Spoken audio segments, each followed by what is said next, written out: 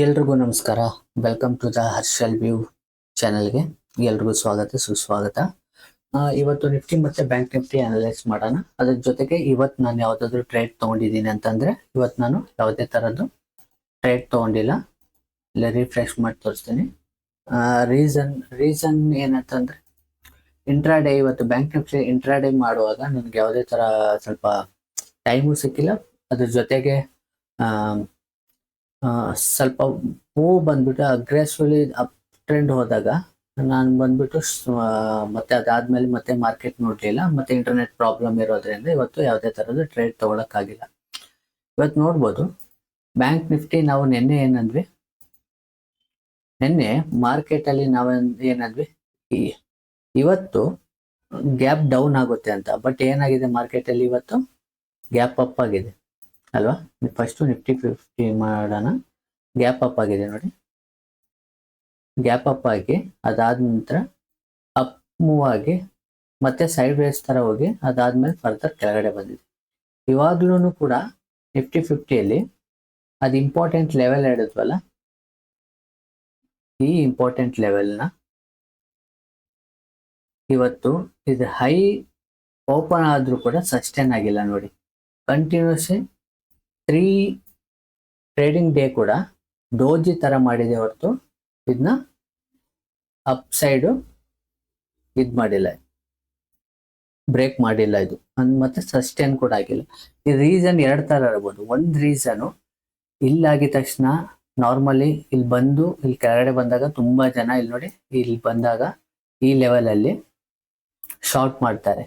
In case ಇಲ್ಲಿ short ಮಾಡಿ ಅವ್ರು ಇಲ್ಲಿ ಸ್ಟಾಪ್ ಲಾಸ್ ಇದ್ರ ಮೇಲೆ ಸ್ಟಾಪ್ ಲಾಸ್ ಇಟ್ಟಿದ್ರೆ ನೆನ್ನೆ ಹೋಗೋ ತರ ಹೋಗಿ ಮತ್ತೆ ಕೆಳಗಡೆ ಬಂತು.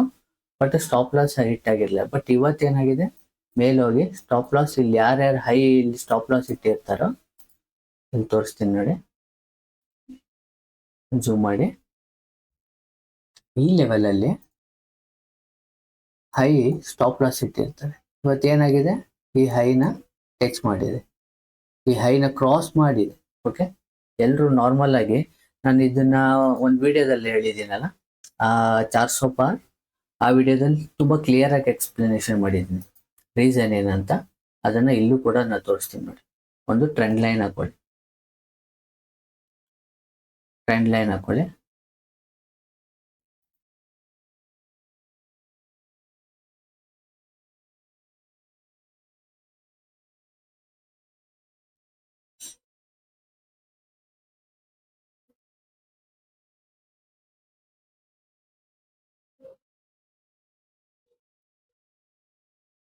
ಮತ್ತೆ ಇಲ್ಲಿ ಮೇಲ್ಗಡೆ ಕೂಡ ಒಂದು ಟ್ರೆಂಡ್ ಲೈನ್ ಹಾಕೊಳ್ಳಿ.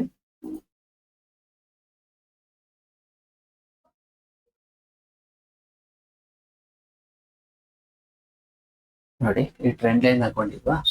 ಇಲ್ಲಿ ನಾವು ಏನು ಹೇಳಿದ್ವಿ, ಇಲ್ಲಿ ಶಾರ್ಟ್ ಮಾಡಿದ್ರೆ ಈ ಕೇಸ್ ಇನ್ ಕೇಸ್ ಇಲ್ಲಿ ನೋಡಿ, ಇಲ್ಲೂ ಕೂಡ ನೋಡಿ ಫಸ್ಟ್ ಏನಕ್ಕೆಂದ್ರೆ ಈ ಟ್ರೆಂಡ್ ಲೈನ್ ಇಲ್ಲಿ ಗೊತ್ತಾಗಲ್ಲ ಇಲ್ಲಿ ಯಾರಿಗೂ. ಓಕೆ, ಇದನ್ನ ಇಗ್ನೋರ್ ಮಾಡಿ ಈ ಟ್ರೆಂಡ್ ಲೈನ್ ಹಾಕೊಳ್ಳಿ. ಈ ಟ್ರೆಂಡ್ ಲೈನ್ ಟಚ್ ಮಾಡಿದ ತಕ್ಷಣ ಒಂದು ದೊಡ್ಡದಾಗಿ ಒಂದು ರೆಡ್ ಕ್ಯಾಂಡಲ್ ಕ್ರಿಯೇಟ್ ಆಗಿದೆ.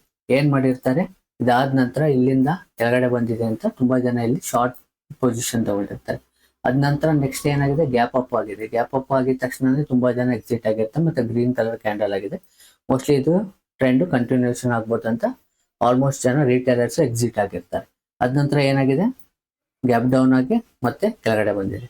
ಓಕೆ, ನೆಕ್ಸ್ಟ್ ಬಂದ್ಬಿಟ್ಟು ಮೇಲೆ ಹೋಗಿದೆ. ಬಟ್ ಇಲ್ಲಿ ಯಾವುದೇ ಟ್ರೆಂಡ್ ಲೈನ್ ಟಚ್ ಆಗಿಲ್ಲ. ಸೇಮ್ ಥಿಂಗ್ ಆಗಿದೆ. ಸೇಮ್ ಥಿಂಗ್ ಇಲ್ಲಿ ಕೂಡ ಟ್ರೆಂಡ್ ಲೈನ್ ಟಚ್ ಆಗಿದೆ, ಅದ ನಂತರ ಕೆಳಗಡೆ ಬಂದಿದೆ. ಬಟ್ ಅದರ ನೆಕ್ಸ್ಟ್ ಡೇ ಬಂದ್ಬಿಟ್ಟು ಗ್ಯಾಪ್ ಅಪ್ ಆಗಿದೆ. ಈ ಗ್ಯಾಪ್ ಅಪ್ ಅಲ್ಲಿ ತುಂಬಾ ಜನ ರಿಟೇಲರ್ಸ್ ಸೈಕಾಲಜಿ ಏನಾಗುತ್ತೆ, ಆಚೆ ಬರೋದೇ ನೋಡ್ತಾರೆ. ನಿಮ್ಗೆ ಗೊತ್ತಿರುತ್ತೆ, ತುಂಬಾ ಜನ ಅದನ್ನ ಒಂದ್ ಟ್ರೇಡ್ ತಗೊಂಡ ತಕ್ಷಣ ಅದು ನಿಮ್ಗಲ್ಲ, ನನಗೂ ಕೂಡ ಆ ಪ್ರಾಬ್ಲಮ್ ಇದೆ. ಎಂತ ದೊಡ್ಡ ಟ್ರೇಡರ್ ಆಗಿದ್ರು ಕೂಡ ಅವರು ರಿಟೇಲ್ ಟ್ರೇಡರೇ, ಅವ್ರಿಗೂ ಕೂಡ ಈ ಪ್ರಾಬ್ಲಮ್ ಇದ್ದೇ ಇರುತ್ತೆ. ಮತ್ತೆ ನೆಕ್ಸ್ಟ್ ನೋಡಿ, ಇದಾಗಿದ ತಕ್ಷಣ ಏನಾಗಿದೆ, ಕೆಳಗಡೆ ಇಲ್ಲಿಂದ ಮತ್ತೆ ಹೋಗ್ಬೋದು ಅಂತ ತುಂಬಾ ಜನ ಅನ್ಕೊಂಡಿರ್ತಾರೆ. ಬಟ್ ಏನಾಗಿದೆ, ಗ್ಯಾಪ್ ಅಪ್ ಆಯ್ತು. ನಾವು ಇಲ್ಲಿ ಯಾವ್ದೋ ಡೇ ಬಂದ್ಬಿಟ್ಟು ನಾವು ಎಕ್ಸ್ಪ್ಲನೇಷನ್ ಮಾಡಿದ್ವಿ, ಮತ್ತೆ ಕೆಳಗಡೆ ಹೋಗುತ್ತೆ. ಬಟ್ ಇದು ಕೂಡ ನಿಮ್ಗೆ ಯಾವುದೇ ತರ ಆಪರ್ಚುನಿಟೀಸ್ ಕೊಡಲ್ಲ ಕೆಳಗಡೆ ಹೋಗ್ಬೇಕಂದ್ರೆ ಅಂತ. ಇಲ್ಲೇನ ಕೆಳಗಡೆ ಇಲ್ಲಿವರೆಗೂ ಬಂದಿತ್ತು, ನಮ್ಗೆ ಯಾವುದೇ ತರದ್ದು ಎಂಟ್ರಿ ಇರಲಿಲ್ಲ ಆಕ್ಚುಲಿ. ಅದ ನಂತರ ಏನಾಗಿದೆ, ಇದ್ದಕ್ಕಿದ್ದಂಗೆ ಗ್ಯಾಪ್ ಅಪ್, ಇದು ಎಲ್ಲಿ ಯಾವುದು ಎಕ್ಸಿಟ್ ಪೋಲ್ ಆಗಿ ನೆಕ್ಸ್ಟ್ ಟ್ರೇಡಿಂಗ್ ಸೆಷನ್ ಅಲ್ಲಿ 1000 ಪಾಯಿಂಟ್ಸ್ ಗ್ಯಾಪ್ ಅಪ್ ಆಯ್ತು. ಇಲ್ಲಿ ಯಾರಾದ್ರೂ ಶಾರ್ಟ್ಸ್ ಯಾರ್ಯಾರು ತಗೊಂಡಿರ್ತಾರೋ, ಇಲ್ಲಾಂದ್ರೆ ಇಲ್ಲಿವರೆಗೂ ತಗೊಂಡಿರ್ತಾರೋ, ಹೋಲ್ಡ್ ಮಾಡ್ತಿರ್ತಾರೋ ಅವ್ರಿಗೆಲ್ಲ ಏನಾಯ್ತು, ಇಲ್ಲೆಲ್ಲ ಟೋಟಲ್ ಸ್ಟಾಪ್ ಲಾಸ್ ಇಟ್ಟಾಯ್ತು. ಅದ ನಂತರ ಏನಾಯ್ತು, ರಿಸಲ್ಟ್ ಎಕ್ಸಿಟ್ ಪೋಲ್ ಪಾಸಿಟಿವ್ ಇತ್ತು, ಬಟ್ ರಿಸಲ್ಟ್ ಏನಾಯ್ತು ಉಲ್ಟಾಗಿದ ತಕ್ಷಣ ಏನ್ ಮಾಡ್ಬಿಟ್ರು, ಇಮಿಡಿಯೇಟ್ ಆಗಿ ನಿಫ್ಟಿಯಲ್ಲಿ 2000 ಪಾಯಿಂಟ್, ಬ್ಯಾಂಕ್ ನಿಫ್ಟಿಯಲ್ಲಿ ಆಲ್ಮೋಸ್ಟ್ 5,000 ಮೇಲೆ ಪಾಯಿಂಟ್ ನೆಗೆಟಿವ್ ಮಾಡಿದ್ರು. ಅದ ನಂತರ ಅವ್ರದ್ದು ಕ್ವಿಕ್ ರಿವರ್ಸಲ್ ಆಗಿದ ತಕ್ಷಣ ನೆಕ್ಸ್ಟ್ ಸೇಮ್ ಲೆವೆಲ್ಗೆ ಬಂದ್ರು. ಸೇಮ್ ಲೆವೆಲ್ಗೆ ಬಂದ್ಬಿಟ್ಟು ಇವಾಗ ಇಲ್ಲಿಂದ same calculation, retail mind set ಏನಾಗುತ್ತೆ, ಇಲ್ಲಿ ರೆಸಿಸ್ಟೆನ್ಸ್ ಆಗಿದೆ, ಇಲ್ಲಿ ನಾವು ಪುಟ್ನ ಬೈ ಮಾಡ್ಬೋದು, ಇಲ್ಲಂತಂದ್ರೆ ಕಾಲ್ನ ಶಾರ್ಟ್ ಮಾಡ್ಬೋದು ಅಂತ ಇಲ್ಲಿ ಪೊಸಿಷನ್ ಹೋಲ್ಡ್ ಮಾಡಿರ್ತಾರೆ. ಏನಾಗಿದೆ 2 days ಅಲ್ಲಿ ಇದೊಂದು ಡೋಜಿ ಟೈಪ್, ಇಲ್ಲೊಂದು doji type already stop loss hit ಮಾಡಿದ್ದಾರೆ. ಇನ್ ಕೇಸ್ ಇಲ್ಲಿ ಕೂಡ ಯಾರಾದ್ರೂ ಪೊಸಿಷನ್ಸ್ ತಗೊಂಡಿದ್ರೆ ನಾಳೆ ಕೂಡ ಗ್ಯಾಪ್ ಡೌನ್ ಆಗಲ್ಲ, ಫರ್ದರ್ ಇಲ್ಲಿವರೆಗೂ ಇದು ಬರಲ್ಲ, ಇಲ್ಲಿಂದ ಮೇಲ್ಗಡೆ ಹೋಗೋ ಚಾನ್ಸಸ್ ಇದೆ. ಕಾರಣ ಎಂದ್ರೆ FII ಅವ್ರ ಹತ್ರ ಮತ್ತೆ DII ಅವ್ರ ಹತ್ರ, ಅಂದ್ರೆ foreign institute investor, domestic institute investor, ಇವ್ರು ಬಂದ್ಬಿಟ್ಟು ಇಂಡಿಯನ್ ಇನ್ಸ್ಟಿಟ್ಯೂಟ್ ಅಂದ್ರೆ ಮ್ಯೂಚುವಲ್ ಫಂಡ್, SIP ನೀವೇನೇನ್ ಮಾಡ್ತಿರಲ್ಲ, ಇನ್ಶೂರೆನ್ಸ್ ಕಂಪ್ನಿ, ಈ ತರ ಕಂಪ್ನಿ ಅವ್ರು ಬಂದ್ಬಿಟ್ಟು DIA ಅಂತೀವಿ. ಇವರು ಫಾರಿನ್ ಇನ್ವೆಸ್ಟರ್ ಅಂತಂದ್ರೆ ಇವ್ರು ಫಾರಿನ್ ಅಲ್ಲಿ ಸೇಮ್ ಥಿಂಗ್ ಇಲ್ಲಿ ನಮ್ಮ ಇನ್ವೆಸ್ಟರ್ ಇದ್ದಾರೆ, ಅದೇ ತರ ಅಲ್ಲಿ ಫಾರಿನ್ ಇನ್ವೆಸ್ಟರ್ ಬಂದ್ಬಿಟ್ಟು ನಮ್ಮ ಇಂಡಿಯನ್ ಮಾರ್ಕೆಟ್ ಅಲ್ಲಿ ದುಡ್ಡು ಹಾಕೋರು. ಇವ್ರಿಬ್ರದ್ದು ಏಮ್ ಏನ್ ಗೊತ್ತಾ, ಇಲ್ಲಿ ಫಾರಿನ್ ಆಗಿರೋದ್ರಿಂದ ಇವರು ನಮ್ಮ ರಿಟೇಲರ್ಸ್ನೆಲ್ಲ ಅವ್ರ ದುಡ್ಡನ್ನ ತಗೋಬೇಕು ಅಂತ ಅನ್ಕೊಳ್ತಾರೆ, ಓಕೆ. ಮತ್ತೆ DIA ಅವರು ಏನಾದ್ರು ನಮ್ಗೆ ರಿಟೇಲರ್ ದುಡ್ಡು ತಗೊಳೋದು ಬೇಡ, ಇವ್ರನ್ನ ನಾವು ಕಾಪಾಡ್ಬೇಕಂತ ಅನ್ಕೋತಾರೆ, ಇಲ್ಲ ಇವರು ಕೂಡ ನಮ್ಮ ರಿಟೇಲರ್ ದುಡ್ಡು ತಗೋಬೇಕಂತಾನೆ ಅನ್ಕೋತಾರೆ. ಅಲ್ಟಿಮೇಟ್ಲಿ ಇವರಿಬ್ರು ಹತ್ರ ಸೂಪರ್ ಪವರ್ ಇದೆ ಅಲ್ವಾ. ಸೂಪರ್ ಪವರು ಅಂದ್ರೆ ಮ್ಯಾನ್ ಪವರ್ ಇರುತ್ತೆ, ಮತ್ತೆ ನ್ಯೂ ಟೆಕ್ನಾಲಜೀಸ್ ಇರುತ್ತೆ ಅವ್ರ ಹತ್ರ. ಡೇಟಾಗಳು ತುಂಬಾ ಚೆನ್ನಾಗಿರುತ್ತೆ. ನಾವಿಲ್ಲಿ ಓಪನ್ ಇಂಟ್ರೆಸ್ಟ್ ಎಲ್ಲ ನೋಡ್ತೇವೆ, ಆ ತರ ಡೇಟಾ ಅಲ್ಲ, ಅಕ್ಯುರೇಟ್ ಆಗಿ ಇಲ್ಲಿ ಎಷ್ಟು ಜನ ರಿಟೇಲ್ಸ್ ಇದ್ದಾರೆ, ಮತ್ತೆ ಯಾವ್ಯಾವ ಅಂದ್ರೆ ಫಾರಿನ್ ಇನ್ಸ್ಟಿಟ್ಯೂಟ್ ಅಂತಂದ್ರೆ ಒಂದ್ ಮಾತ್ರ ಇರಲ್ಲ, ಮೋಸ್ಟ್ಲಿ 12,000 ರಿಂದ 15,000, ಆಲ್ಮೋಸ್ಟ್ 15,000 ಫಾರಿನ್ ಇನ್ಸ್ಟಿಟ್ಯೂಟ್ ಅವರು ನಮ್ಮ ಇಂಡಿಯಾದಲ್ಲಿ ಇದ್ದಾರೆ. ಓಕೆ, ನಾನು ಲಾಸ್ಟ್ ಒಂದು 3 years ಬ್ಯಾಕು 12,000 13,000 ಅಂದ್ರು, ಅಂದ್ರೆ ಆಲ್ಮೋಸ್ಟ್ 15,000 ಇಲ್ಲಾಂದ್ರೆ ಆ ರೇಂಜ್ ಅಲ್ಲಿ ಇರ್ಬೋದೇನೋ, ನನಗೂ ಗೊತ್ತಿಲ್ಲ ಎಕ್ಸಾಕ್ಟ್ ಆಗಿ. ಅಂದ್ರೆ DIA ಕೂಡ ತುಂಬಾ ಜನ ಇದ್ದೇ ಇರ್ತಾರೆ. ಇವರೆಲ್ಲಾರ್ದು ಒಂದೇ ತರ ಇರಲ್ಲ, ಬಟ್ ಅವ್ರ ಹತ್ರ ಡೇಟಾಸ್ ಇದ್ದೇ ಇರುತ್ತೆ ಕಂಪಲ್ಸರಿ.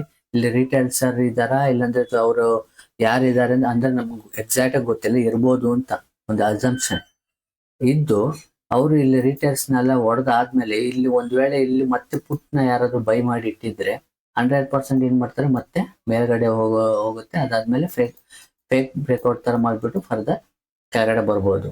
ಇಲ್ಲ ಅಂತಂದ್ರೆ ಇಲ್ಲ ಆಲ್ರೆಡಿ ಇಲ್ಲಿ ಎಂಟ್ರಿ ತಗೊಂಡ್ರು ಇಲ್ಲಿ ಆಚೆ ಬಂದಿರುತ್ತೆ, ಸ್ಟಾಪ್ ಲಾಸ್ ಸೆಟ್ ಆಗಿರುತ್ತೆ, ಇಲ್ಲಿ ಎಂಟ್ರಿ ತಗೊಂಡ್ರು ಮತ್ತೆ ಇಲ್ಲಿ ಸ್ಟಾಪ್ ಲಾಸ್ ಸೆಟ್ ಆಗಿರುತ್ತೆ, ಎರಡು ಕಡೆ ಸ್ಟಾಪ್ ಲಾಸ್ ಇಟ್ಟವ್ರೆ, ಇಲ್ಲಿ ಎಂಟ್ರಿ ತಗೊಂಡಿರಲ್ಲ. ಎಂಟ್ರಿಗಳು ರಿಟೇಲರ್ ಇಲ್ಲಿ ಪುಟ್ ಸೈಡ್ ತಗೊಂಡಿ ಇಲ್ಲ ಅಂತಂದ್ರೆ ಇದು ಅವರು ಡೈರೆಕ್ಷನ್ ಅಲ್ಲಿ ಬರ್ತಾರೆ. ಓಕೆ, ಇದು ಒಂದು ನಿಮ್ಗೆ ಸ್ವಲ್ಪ ಇವತ್ತು ಲರ್ನಿಂಗ್ ಆಗಿರುತ್ತೆ. ಅದೇ ರೀತಿ ಬ್ಯಾಂಕ್ ನಿಫ್ಟಿಯಲ್ಲಿ ಕೂಡ ಸೇಮ್ ಥಿಂಗ್.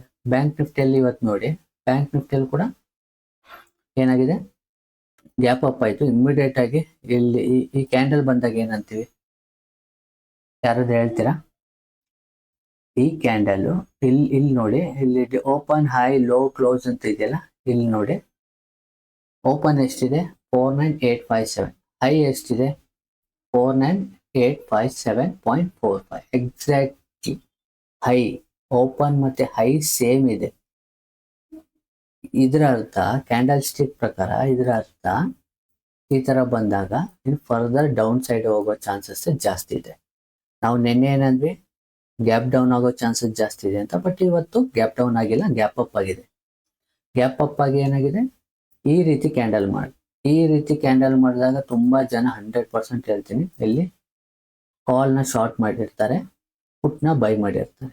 ಬಟ್ ಏನಾಗಿದೆ, ಇಮಿಡಿಯೇಟ್ ಆಗಿ ಅದು up move, continuous up move ಸಿಕ್ಕಿದೆ. ಅದಾದ್ಮೇಲೆ ಒಂದು ಕನ್ಸಲ್ಟೇಷನ್ ಮಾಡಿ ಡೌನ್ ಫಾಲ್ ಆಗಿ ಅದಾದ್ಮೇಲೆ ಸ್ಲೋ ಆ್ಯಂಡ್ ಸ್ಟಡಿ ಆಗಿ ಡೌನ್ ಬಂದಿದೆ. ಓಕೆ, ಇವರು ರಿಟೇಲರ್ಸ್ನ ಹೇಗೆ ಟ್ರ್ಯಾಪ್ ಮಾಡ್ತಾರಂತೆ, ಇದೇ ರೀಸನ್. ಅವ್ರಿಗೆ ಯಾರಿಗೂ ಅಂತ ಇಂಡಿವಿಜುವಲ್ ಒಬ್ಬೊಬ್ರದ್ದು ಯಾವ ಪ್ರೈಸಲ್ಲಿ ತೊಗೊಂಡಿದ್ದಾರೆ, ಯಾವ ಪ್ರೈಸಲ್ಲಿ ಬೈ ಮಾಡಿದ್ದಾರೆ, ಸೆಲ್ ಮಾಡಿದ್ದಾರೆ ಅಂತ ಅವ್ರಿಗೆ ಗೊತ್ತಾಗಲ್ಲ. ಬಟ್ ಏನಂತಂದ್ರೆ ಇವ್ರ ಹತ್ರ ಡೇಟಾಸ್ ಇರುತ್ತೆ 100%, ಮತ್ತೆ ಸೈಕಾಲಜಿಕಲ್ ಪ್ರಕಾರ ಇವರು ಬಿಹೇವ್ ಮಾಡೋದ್ರಿಂದ ಇಲ್ಲಿ ಈ ಕ್ಯಾಂಡಲ್, ನಾವು ಕ್ಯಾಂಡಲ್ ಬಂದಾಗ ನೋಡಿ ನಮಗೆ ಸಪೋರ್ಟ್ ಅಂಡ್ ರೆಸಿಸ್ಟೆನ್ಸ್ ಗೊತ್ತಂತಂದ್ರೆ 100%. ಇಲ್ಲಿ ನೋಡಿ ನಾವು ನಿನ್ನೆ ಬಂದ್ಬಿಟ್ಟು ಇಲ್ಲಿ ಏನ್ ಮಾಡಿದ್ವಿ, ಡೇ ಕ್ಯಾಂಡಲ್ ಇಂಟ್ರಾಡೇ ನಾವು ಟ್ರೇಡ್ ಮಾಡ್ಬೇಕಂದ್ರೆ ಪ್ರೀವಿಯಸ್ ಹೈ ಮತ್ತೆ ಕ್ಲೋಸ್ನ ಲೋ ಮತ್ತೆ ಹೈನ ಮಾರ್ಕ್ ಮಾಡ್ಕೋಬೇಕು ಅಂತ ಮಾರ್ಕ್ ಮಾಡ್ಕೊಂಡಿದ್ವಿ. ಇಲ್ಲಿ ಏನಾಗಿದೆ 5 ಮಿನಿಟ್ಸ್ ಅಲ್ಲಿ ತೋರಿಸ್ತೀನಿ ನೋಡಿ. 5 ಮಿನಿಟ್ಸ್ ಅಲ್ಲಿ ಇಲ್ಲಿ ಇನ್ನೂ ಗ್ಯಾಪ್ ಇದೆ ಅಲ್ವಾ. ನಾವು ತುಂಬಾ ಜನ ಇಲ್ಲಿ ವೇಟ್ ಮಾಡ್ತಾ ಇರ್ತೀವಿ, ಇಲ್ಲಿಂದ ಕೆಳಗಡೆ ಬರುತ್ತೆ, ಇಲ್ಲಿ ನೆಗೆಟಿವ್ ಕ್ಯಾಂಡಲ್ ಬಂದ್ರೆ ಬರುತ್ತೆ ಅಂತ. ಬಟ್ ಇಲ್ಲಿ ಅವರು ಟಚ್ ಮಾಡಿಲ್ಲ. ನೆಕ್ಸ್ಟ್ ಇನ್ನೂ ಸ್ವಲ್ಪ ದಿನ ಆದ್ಮೇಲೆ ಇದನ್ನ ನೆನಪಲ್ಲಿ ಇಟ್ಕೊಂಡು ನಾವೇನ್ ಮಾಡ್ತೀವಿ, ಈ ಟಚ್ ಮಾಡಿರಲ್ಲ, ಇಲ್ಲಿ ಮಾಡಿ ಏನ್ ಮಾಡ್ತೀವಿ, ಈ ತರ ನೆಗೆಟಿವ್ ಕ್ಯಾಂಡಲ್ ಬಂದಿದ ತಕ್ಷಣ ಶಾರ್ಟ್ ಮಾಡ್ತೀವಿ. ಅದೇನಾಗುತ್ತೆ, ಫರ್ದರ್ ಮೂವ್ ಆಗಿ ಇಲ್ಲೆಲ್ಲ ಸ್ಟಾಪ್ ಲಾಸ್ ಹಿಟ್ ಆಗಿ ಅದಾದ್ಮೇಲೆ ಒಂದು ರೆಡ್ ಕ್ಯಾಂಡಲ್ ಮಾಡಿ ಕೆಳಗಡೆ ಬರ್ತಾರೆ. ಓಕೆ, ಆ ಕಾರಣಕ್ಕೋಸ್ಕರ ಮಾರ್ಕೆಟ್ ಬಿಹೇವ್ನ ಸ್ವಲ್ಪ ಕ್ಲೀನ್ ಆಗಿ ಸ್ವಲ್ಪ ವರ್ಷವರೆಗೂ ನೀವು ಕಾದು ಪ್ರಾಕ್ಟೀಸ್ ಮಾಡಿದ್ರೆ ಮಾತ್ರ ಸ್ವಲ್ಪ FI ಮತ್ತೆ DI ಅವರು ಹಿಂದ್ಗಡೆ ಹೋಗೋಕ್ಕೆ ಯೂಸ್ ಆಗುತ್ತೆ. ನಾವು ರಿಟೇಲರ್ ಹಿಂದೆ ಹೋದ್ರೆ ನಮ್ಗೆ ಏನು ಯೂಸ್ ಆಗಲ್ಲ. ನಾವು ಈ FII ಮತ್ತೆ DI ಏನ್ ಮಾಡ್ತಾರೆ ಅಂದ್ರೆ, ಯಾರು ಅಲ್ಲಿ ಬೈ ಮಾಡ್ತಾರೆ ಯಾರು ಸೆಲ್ ಮಾಡ್ತಾರೆ ಅಂತ ಗೊತ್ತಿಲ್ಲ. ಅಂದ್ರೆ ಇವತ್ತು 7-7:30ಗೆ FI ಡೇಟಾಸ್ ಬರುತ್ತೆ. FI ಎಷ್ಟು ಬೈ ಮಾಡಿದಾರ, ಸೆಲ್ ಮಾಡಿದಾರ, DI ಅವರು ಬೈ ಮಾಡಿದಾರ, ಸೆಲ್ ಮಾಡಿದಾರ ಅಂತ ಇವತ್ತು ಡೇಟಾ ಗೊತ್ತಾಗುತ್ತೆ. ಬಟ್ ಇದು FI ಬೈ ಮಾಡಿದಾರ, DI ಬೈ ಮಾಡಿದಾರ ಅಂತ ನಮ್ಗೆ ಗೊತ್ತಾಗಲ್ಲ. ಓಕೆ, ಆ ಕಾರಣಕ್ಕೋಸ್ಕರ ನಾವು ಪ್ರೈಸ್ ಆಕ್ಷನ್ ಕ್ಲೀನ್ ಆಗಿ ಅರ್ಥ ಮಾಡ್ಕೊಂಡಾಗ, ನಾನು ಅಲ್ಲೂ ಅನ್ಕೊಂಡಿದ್ದೆ ಇಲ್ಲಿಂದ ಇದು ಮೇಲ್ಗಡೆ ಹೋಗೋ ಚಾನ್ಸಸ್ ಇದೆ ಅಂತ. ಬಟ್ ಅದು ಆಸ್ ಪರ್ ಅವರ್ ಸಿಸ್ಟಮ್ ಇದು ಟ್ರೇಡ್ ಇರಲಿಲ್ಲ. ಆ ಕಾರಣಕ್ಕೋಸ್ಕರ ಇಲ್ಲೂ ಟ್ರೇಡ್ ತಗೊಂಡಿಲ್ಲ. ಇನ್ ಕೇಸ್ ಇಲ್ಲಿ ಕೂಡ ಶಾರ್ಟ್ ಮಾಡಬೇಕು ಅಂತ ನಾನು ಅನ್ಕೊಂಡಿದ್ದೆ. ಬಟ್ ಅಂದ್ರೆ ಇದು ಕೂಡ ಆಸ್ ಪರ್ ನನ್ನ ಟ್ರೇಡಿಂಗ್ ಸಿಸ್ಟಮ್ ಪ್ರಕಾರ ಇಲ್ಲಿ ಶಾರ್ಟು ಸಿಗ್ಲಿಲ್ಲ. ಓಕೆ ನೋಡಿ, ಟ್ರೇಡಿಂಗ್ ಸಿಸ್ಟಮ್ ಅಂತಂದ್ರೆ ನಮ್ಮ ಸ್ಟ್ರಾಟಜಿಗಳು, ನಾವು ಯೂಸ್ ಮಾಡೋ ಸ್ಟ್ರಾಟಜಿಗಳು, ಅದನ್ನ ಟ್ರೇಡಿಂಗ್ ಸಿಸ್ಟಮ್ ಅಂತೀವಿ. ಆಸ್ ಪರ್ ಟ್ರೇಡಿಂಗ್ ಸಿಸ್ಟಮ್ ಅಲ್ಲಿ ನಮ್ಮ trading system 1, trading system 2, trading system 3 ಅಂತ ಇರುತ್ತೆ. ಬಟ್ ಒಂದು ಫೋಕಸ್ ಮಾಡಿರ್ತೀವಿ. ಇದು ಬಂದ್ಬಿಟ್ಟು ಅಂದ್ರೆ ಇದು ಎಕ್ಸಾಂಪಲ್ 10 ಅಲ್ಲಿ 5 ಇದ್ರೆ ಟ್ರೇಡಿಂಗ್ ಸಿಸ್ಟಮ್ 2 ತಗೊಳ್ತೀವಿ. 10 ಅಲ್ಲಿ 3 ಇದ್ರೆ ಟ್ರೇಡಿಂಗ್ ಸಿಸ್ಟಮ್ 3 ಅಂತ ತಗೊಳ್ತೀವಿ. ಇದರಲ್ಲಿ ಇದೇನ್ ಬರ್ತಂದ್ರೆ ಟ್ರೇಡಿಂಗ್ ಸಿಸ್ಟಮ್ 5 ಅಲ್ಲಿ ಆಯ್ತು, ಅಂದ್ರೆ 2 ಅಲ್ಲಿ ಇತ್ತು. ಸೇಮ್ ಇಲ್ಲೂ ಕೂಡ ಟ್ರೇಡಿಂಗ್ ಸಿಸ್ಟಮ್ 3 ಅಲ್ಲಿ ಇತ್ತು. ನಾವೇನ್ ಮಾಡಿದ್ವಿ, ನಾನು ಫುಲ್ ಫೋಕಸ್ ಟ್ರೇಡಿಂಗ್ ಸಿಸ್ಟಮ್ 1 ಅಲ್ಲಿ ಇರೋದ್ರಿಂದ ನಾನೇನ್ ಮಾಡಿದೆ, ಇಲ್ಲಿ ಏನು ಮಾಡ್ಲಿಲ್ಲ, ಟ್ರೇಡ್ ತಗೊಂಡಿಲ್ಲ. ಬಟ್ ಇಲ್ಲಿಂದ ರಿವರ್ಸಲ್ ಆಗ್ಬೋದು ಅಂತ ನಾನು ಅನ್ಕೊಂಡಿದ್ದೆ. ಬಟ್ ನನ್ನ ಟ್ರೇಡಿಂಗ್ ಸಿಸ್ಟಮ್ 2 ಪ್ರಕಾರ ಇಲ್ಲಿ ಬೈ ಸಿಗ್ನಲ್ ಸಿಕ್ಕಿತ್ತು, ಅಂದ್ರೆ ಪುಟ್ನ ಸೆಲ್ ಮಾಡಿ ಅಂತ. ಇಲ್ಲಿಯೂ ಅಷ್ಟೇ ಕಾಲ್ನ ಸೆಲ್ ಮಾಡಿ ಅಂತ. ಅದಾದ್ಮೇಲೆ ಕಾಲ್ನ ಸೆಲ್ ಮಾಡೋಕ್ಕೂ ಆಗ್ಲಿಲ್ಲ. ಮತ್ತೆ ಇಲ್ಲೂ ಒಂದು ಇಂಪಾರ್ಟೆಂಟ್ ಲೆವೆಲ್ ಅಲ್ಲಿ, ಈ ಲೆವೆಲ್ ಇದ್ದ ಇಲ್ಲಿ ನಾನು ಬೈ ಮಾಡ್ಬೇಕಂತ ಅನ್ಕೊಂಡಿದ್ದೆ. ಇಲ್ಲಿ ಬೈ ಮಾಡಿದ್ರು ನೋಡಿ, ನೆಕ್ಸ್ಟ್ ಕ್ಯಾಂಡಲ್ ರೆಡ್ ಆಗಿತ್ತು. ಇಲ್ಲಿ ಇಂಟರ್ನೆಟ್ ಸ್ವಲ್ಪ ಕೈ ಕೊಟ್ಟಿದ ತಕ್ಷಣ ನಾನು ಏನ್ ಮಾಡ್ದೆ, ಟ್ರೇಡ್ ತಗೊಳಕ್ಕಾಗಿಲ್ಲ. ಅದಾದ್ಮೇಲೆ ನಾನು ಮತ್ತೆ ಮಾರ್ಕೆಟ್ ನೋಡೋಕ್ಕಾಗಿಲ್ಲ, ಕೆಲಸ ಜಾಸ್ತಿ ಇದ್ದಿದ್ದ ತಕ್ಷಣ ನಾನು ಅದನ್ನ ಇಗ್ನೋರ್ ಮಾಡಿಬಿಟ್ಟೆ. ಹೋಪ್ ಇವತ್ತು ನಿಮಗೆ ಬನ್ನಿ ನಾಳೆ ಏನಾಗ್ಬೋದು ಅಂತ. ನಾಳೆ 1-2 ಸಿನಾರಿಯೋ ಆಗುತ್ತೆ. ಅದೇ ನಾನು ಇಲ್ಲಿ ಎಕ್ಸ್ಪ್ಲೇನ್ ಮಾಡಿದ್ನಲ್ಲ, ಗ್ಯಾಪ್ ಡೌನ್ ಆಗಿ ಫರ್ದರ್ ಕೆಳಗಡೆ ಹೋಗೋ ಚಾನ್ಸಸ್ ಇದೆ. ಇಲ್ಲೂ ಕೂಡ ಸೇಮ್ ಬ್ಯಾಂಕ್ ನಿಫ್ಟಿಯಲ್ಲಿ ಕೂಡ ಗ್ಯಾಪ್ ಡೌನ್ ಆಗ್ಬೋದು. ಇನ್ ಕೇಸ್ ಇಲ್ಲಿ ಇನ್ನೂ ತುಂಬಾ ಜನ ಹೋಲ್ಡ್ ಅಲ್ಲಿ ಇದ್ದಾರೆ ಅಂತಂದ್ರೆ ಖಂಡಿತ ನಾಳೆ ಕೂಡ ಗ್ಯಾಪ್ ಅಪ್ ಆಗುತ್ತೆ, ಫರ್ದರ್ ಮೂವ್ಮೆಂಟ್ ಆಗುತ್ತೆ. ಮತ್ತೆ ಇದು ಟ್ರೆಂಡ್ ಲೈನ್ ಮೇಲ್ಗಡೆನೆ ಇದೆ. ಇನ್ನೊಂದು ಕನ್ಫರ್ಮೇಶನ್ ಏನು, ಇದು ನಾವು ಹಾಕಿರೋ ಟ್ರೆಂಡ್ ಲೈನ್ ಮೇಲಿದೆ, ಇವತ್ತು ಹಾಕಿರೋ ಟ್ರೆಂಡ್ ಲೈನ್. ಓಕೆ, ನಾನು ಜಾಸ್ತಿ ಟ್ರೆಂಡ್ ಲೈನ್ ಮೇಲೆ ವರ್ಕ್ ಮಾಡಲ್ಲ. ಬಟ್ ಇದು ಆಸ್ ಪರ್ ಒಂದು ರೂಲ್ ಪ್ರಕಾರ ಟ್ರೆಂಡ್ ಲೈನ್ ಮೇಲೇನೆ ಇದೆ. ಇದು ಫೇಕ್ ಆದ್ರೆ ನಾಳೆ ನೆಕ್ಸ್ಟ್ ಡೌನ್ ಫಾಲ್ ಆಗ್ಬೋದು. ತುಂಬಾ ಜನ ಇದು ಟ್ರೆಂಡ್ ಲೈನ್ ಮೇಲಿದೆ, ಇಲ್ಲಿ ಬೈ ಮಾಡೋಣ ಅಂತ ಬೈ ಮಾಡಿ ಇಟ್ಟಿದ್ರೆ ನಾಳೆ ಏನಾಗುತ್ತೆ, ಗ್ಯಾಪ್ ಡೌನ್ ಆಗಿ ಕೆಳಗಡೆ ಬರೋ ಚಾನ್ಸಸ್ ಜಾಸ್ತಿ ಇದೆ. ಬಟ್ ಇವಾಗಲೂ ಕೂಡ ನಾನು ಒಂದು ಶಾರ್ಟ್ ಟರ್ಮ್ ಅಲ್ಲಿ ಇದು ಒಂದು ರಿವರ್ಸಲ್ ಆಗೋ ಚಾನ್ಸಸ್ ಇದೆ. ಇವತ್ತು ನಾವು ನೆನ್ನೆ ಹೇಳಿರೋದು ಇವತ್ತು ಫೇಲ್ ಆಗಿದೆ ಅಲ್ವಾ, ನೆನ್ನೆ ಹೇಳ್ದಂಗೆ ಆಗ್ಲಿಲ್ಲ. ಹೋಪ್ ನಿಮ್ಗೆ ಈ ವಿಡಿಯೋ ಇಷ್ಟ ಆಗಿರುತ್ತೆ ಅನ್ಕೊಳ್ತೀನಿ. ಮತ್ತೆ ನಾಳೆ ವಿಡಿಯೋ ನೋಡೋಣ. ಎಲ್ರಿಗೂ ಧನ್ಯವಾದಗಳು.